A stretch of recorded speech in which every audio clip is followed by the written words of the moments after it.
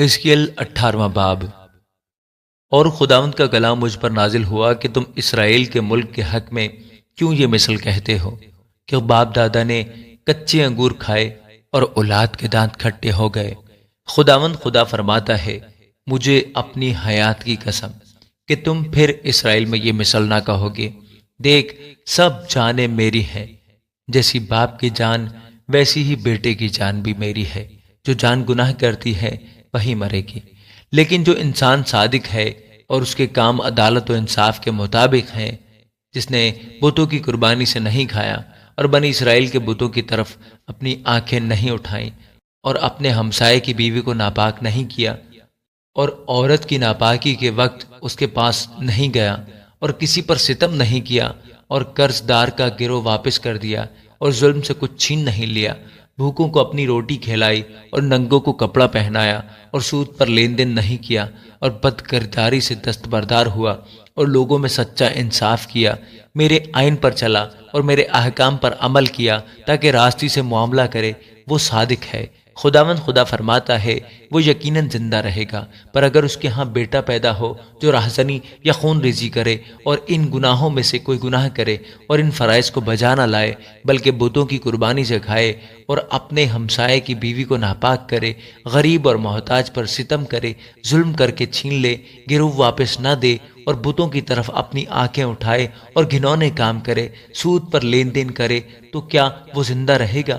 وہ زندہ نہ رہے گا۔ اس نے یہ سب نفرتی کام کیے ہیں، وہ یقیناً مرے گا، اس کا خون اسی پر ہوگا۔ لیکن اگر اس کے ہاں ایسا بیٹا پیدا ہو جو ان تمام گناہوں کو جو اس کا باپ کرتا ہے دیکھے اور خوف کھا کر اس کے سے کام نہ کرے اور بتوں کی قربانی سے نہ کھائے اور بنی اسرائیل کے بتوں کی طرف اپنی آنکھیں نہ اٹھائے اور اپنے ہمسائے کی بیوی کو ناپاک نہ کرے اور کسی پر ستم نہ کرے اور گروہ نہ لے اور ظلم کر کے کچھ چھین نہ لے، بھوکے کو اپنی روٹی کھلائے اور ننگے کو کپڑے پہنائے، غریب سے دستبردار ہو اور سود پر لین دین نہ کرے، پر میرے احکام پر عمل کرے اور میرے آئین پر چلے، وہ اپنے باپ کے گناہوں کے لیے نہ مرے گا، وہ یقیناً زندہ رہے گا۔ لیکن اس کا باپ چونکہ اس نے بے رحمی سے ستم کیا اور اپنے بھائی کو ظلم سے لوٹا اور اپنے لوگوں کے درمیان برے کام کیے، اس لیے وہ اپنی بد کرداری کے باعث مرے گا۔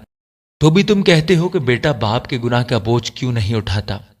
جب بیٹے نے وہی جو جائز اور روا ہے کیا اور میرے سب آئین کو حفظ کر کے ان پر عمل کیا، تو وہ یقیناً زندہ رہے گا۔